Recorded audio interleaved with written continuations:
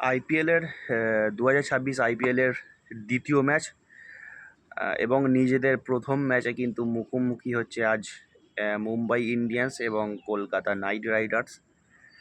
এটা কিন্তু মুম্বাইয়ের ওয়াংখেড়ে স্টেডিয়ামে এই ম্যাচটা খেলা হবে, যেখানে কিন্তু কেকেআরের পাল্লা ভারী একদম নয়। অবশ্যই মুম্বাই ইন্ডিয়ান্সের পাল্লা অনেকটাই ভারী এতে ওয়াংখেড়েতে। সেই দিক থেকে দেখতে গেলে কিন্তু নিজেদের প্রথম ম্যাচ, যেটা বললাম নিজেদের প্রথম ম্যাচ, অর্থাৎ আইপিএলের দ্বিতীয় ম্যাচে কিন্তু মুখোমুখি হচ্ছে মুম্বাই ইন্ডিয়ান্স এবং কেকেআর।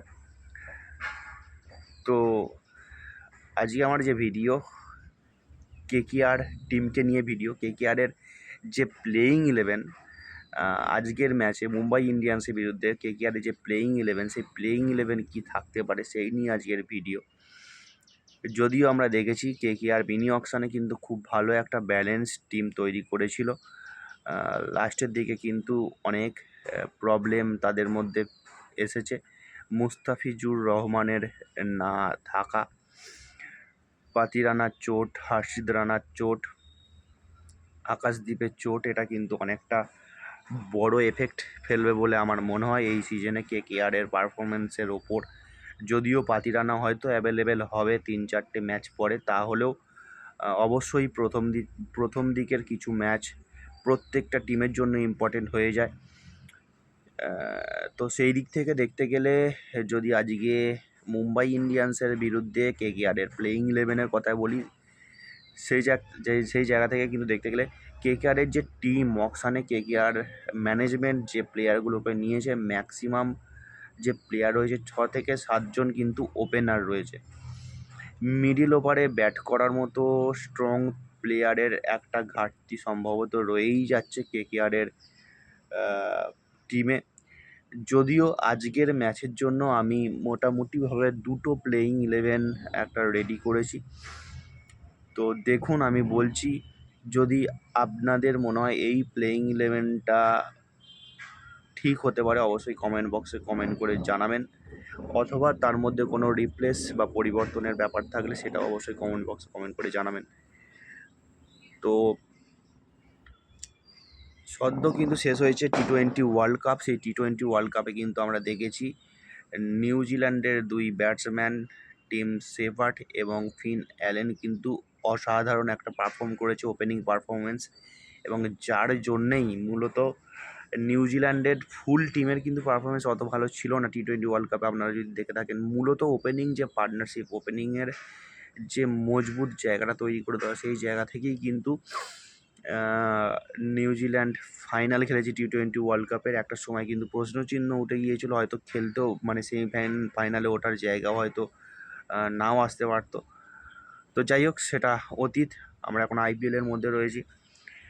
তো আমার মনে হয় ব্যক্তিগতভাবে আমার মনে হয় যে প্লেয়িং 11, প্রথম প্লেয়িং 11টা বলছি, একটা প্লেয়িং 11 হতেই পারে। হয়তো কেকেআর ম্যানেজমেন্ট 2 কিউই ওপেনারকে নাও খেলাতে পারে। সেই জায়গা থেকে আমার 100% মনে হচ্ছে ফিন অ্যালেন খেলবেই। যদি ফিন অ্যালেন এবং আজিঙ্কে রাহানে ওপেন করে, তাহলে 3-এ কিন্তু অঙ্গক্রিস রঘুবংশী, 4-এ ক্যামরুন গ্রিন, 5-এ রিঙ্কু সিং, 6-এ রমনদীপ সিং, 7-এ সুনীল নারিন, 8 নম্বরে বৈভব আরোরা, 9 নম্বরে বরুণ চক্রবর্তী, 10 নম্বরে কার্তিক ত্যাগী, এবং 11 নম্বরে হচ্ছে মুজরাবানি, যে কিন্তু জিম্বাবুয়ের ফাস্ট বোলার, যে টি-20 ওয়ার্ল্ড কাপে তার ভালো পারফরমেন্স ছিল। তাহলে এই যে প্লেয়িং 11, এই প্লেয়িং 11-এর মধ্যে কিন্তু 4টে ফরেনার রয়েছে। এই 4টে ফরেনার মধ্যে যদি ইম্প্যাক্ট প্লেয়ার হিসাবে কাজে লাগানো যায় মুজরাবানিকে, অর্থাৎ ব্যাটিংয়ের সময় মুজরাবানিকে প্লেয়িং 11-এ না রেখে রবম্যান পাওয়েল অথবা টিম শেপার্ডকে খেলাতেই পারে কেকেআর। সেই জায়গা থেকে ব্যাটিং লাইন আপটা কিন্তু অনেকটা শক্তিশালী হবে। আর যখন ফিল্ডিংয়ের সময় বোলিংয়ের সময় আসবে তখন কিন্তু হয় টিম সেফার্ট অথবা ফিন অ্যালেন, যদি দুজনই খেলে তাদের মধ্যে যে কোনো একজনকে বসিয়ে দিয়ে মুজরাবানিকে খেলানো যেতে পারে। এটা একটা হচ্ছে প্লেয়িং 11। তবে যদি কেকেআর ম্যানেজমেন্ট সুনীল নারিনকে দিয়ে ওপেন করানোর চিন্তাভাবনা করে তাহলে আমি বলবো সবথেকে বড় ভুল করবে। এটা আমার ব্যক্তিগত মতামত। অবশ্যই অতীতে সুনীল নারিনের অসাধারণ একটা পারফরমেন্স আমরা দেখেছি কেকেআরের হয়ে, ব্যাটিং পারফরমেন্স। তো সেটা সবসময় নয়। সুনীল নারিন একজন এমন প্লেয়ার, ফাটকা প্লেয়ার, চলে তো চাঁদ তাক, নেই চলে তো শাম তাক। সুনীল নারিন কিন্তু দুটো একটা ম্যাচ খেলে দেবে, কিন্তু নির্ভরযোগ্য ওপেনার কিন্তু সুনীল নারিন নয়। সুতরাং যদি কেকেআর ম্যানেজমেন্ট সুনীল নারিনকে ওপেন করানোর সিদ্ধান্ত নেয় তাহলে কিন্তু ব্যক্তিগতভাবে আমার মতামত সবথেকে বড় ভুল করবে কেকেআর ম্যানেজমেন্ট। তো মোটামুটি আমি একটা প্লেয়িং 11 বললাম ফার্স্ট। এবার সেকেন্ড প্লেয়িং 11টা যেটা আমি বলবো সেটা হচ্ছে প্রথমেই পাঠিয়ে দাও ফিন অ্যালেন এবং টিম সেফার্টকে। রবম্যান পাওয়েলের কোনো প্রয়োজন নেই এই টিমে, আমার ব্যক্তিগতভাবে এটা মতামত। কারণ ফিনিশারের জন্য রিঙ্কু সিং রয়েছে, রামানদীপ সিং রয়েছে। যেহেতু এটা ভারতের মাটিতে খেলা হচ্ছে, রিঙ্কু সিং, রমনদীপ সিং ফিনিশ করে দিতে পারবে। এবং ইনফ্যাক্ট আমার মনে হয় তাদের উপর ভরসা রাখা উচিত। এইসব ফরেন কিছু প্লেয়ারদের জন্য ইন্ডিয়ান ব্যাটাররা চান্স পাচ্ছে না। তাদের যে কার্যক্ষমতা, যে তাদের যে ট্যালেন্ট, সেটা কিন্তু তারা দেখাতে পারছে না। রিঙ্কু সিং, রমনদীপ সিংয়ের মধ্যে কিন্তু যথেষ্ট ব্যাটিং রয়েছে, যথেষ্ট ট্যালেন্ট রয়েছে। আমার মনে হয় ফিনিশিংয়ের দিকটা রিঙ্কু সিং এবং রমনদীপ সিংকে দিয়ে এদের ওপরে ছেড়ে দেওয়াই উচিত। তারপরে কিন্তু সুনীল নারিন রয়েছে। সুতরাং খুব একটা ফিনিশিংয়ের দিকে প্রবলেম হবে বলে আমার মনে হয় না। সেই জায়গা থেকে রবম্যান পাওয়েলকে খেলানোর কোনো প্রয়োজনই নেই, রচিন রবীন্দ্রকেও খেলানোর কোনো প্রয়োজন নেই। সোজাসুজি প্রথমেই পাঠিয়ে দাও ফিন অ্যালেন এবং টিম সেফার্টকে। যেদিন চলবে ভাই, অপোনেন্ট টিমের কিন্তু বোলিংকে ছাড়কার করে দেবে, ক্লাব স্তরে নিয়ে চলে আসবে, এইটুকু গ্যারেন্টি। তারপরে 3-এ কিন্তু আজিঙ্কে রাহানে, 4-এ ক্যামরুন গ্রিন, 5-এ ক্রিস রঘুবংশী, 6-এ রিঙ্কু সিং, 7-এ রমনদীপ সিং, 8-এ সুনীল নারিন, 9-এ বৈভব অরোরা, 10-এ বরুণ চক্রবর্তী, 11-এ কিন্তু কার্তিক তিয়াগী।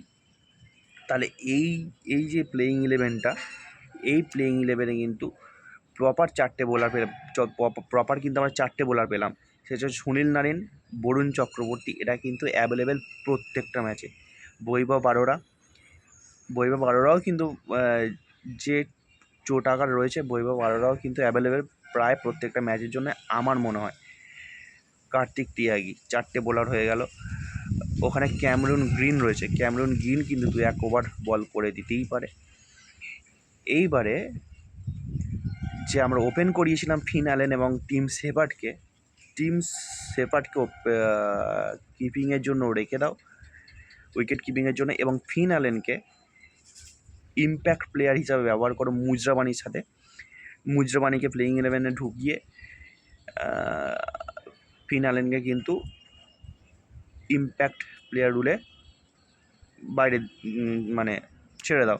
সুতরাং এই টিমটা কিন্তু খুব একটা খারাপ হবে না। তাহলে 5টা বোলার হয়ে গেল সুনীল নারিন, বরুণ চক্রবর্তী, কার্তিক তিয়াগী, বৈভব অরোরা এবং মুজরাবানি, এবং রিঙ্কু সিংও বল করতে পারে, রমনদীপ সিংও বল করতে পারে। তার সাথে রয়েছে কিন্তু ক্যামরুন গ্রিন।